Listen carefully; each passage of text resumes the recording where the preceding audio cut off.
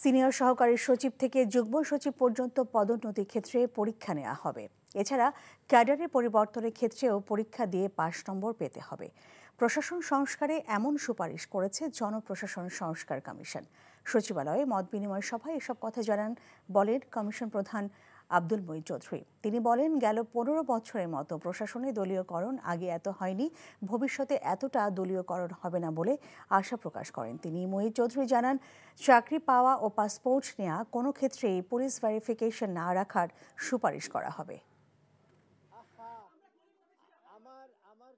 আমাদের সকলের অভিজ্ঞতার আলোকে আমরা বিভিন্ন জিনিস তুলে ধরছি, ঠিক আছে। এখন এইটা গভর্নমেন্ট ফাইনালি, এই সরকার কি করবেন সেটা সরকারের, আমাদের না।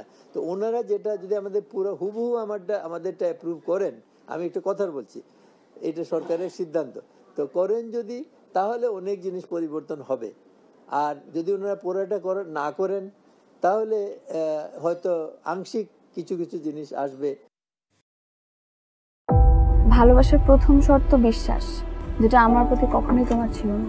আমি তোমাকে বিয়ে করতে চেয়েছিলাম। চেয়েছিলে আমার ইচ্ছেগুলোকে গলা টিপে হত্যা করার পর। নিলয়ের হঠাৎ এমন চেঞ্জ আমার ভালো লাগছে না। তোমার নিলয়কে নিয়ে টেনশন করতে হবে না। আমি ভুল মানুষকে ভালোবেসেছি। আপনি ডাক্তার? জি। কিসের ডাক্তার আপনি? মেডিসিন, গাইনি, অর্থোপেডিক নাকি সাইকোলজিস্ট?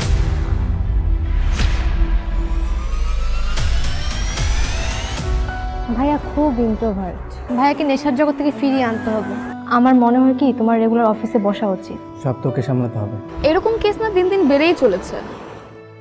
আপনি কি আমার উপর রেগে আছেন? পৃথিবীতে কারোর উপরে আমার তেমন কোনো রাগ নেই। নিলয় যেন কোনো রকম সিন ক্রিয়েট না করে। আপনি কি সব ভুলে থাকতে পেরেছেন?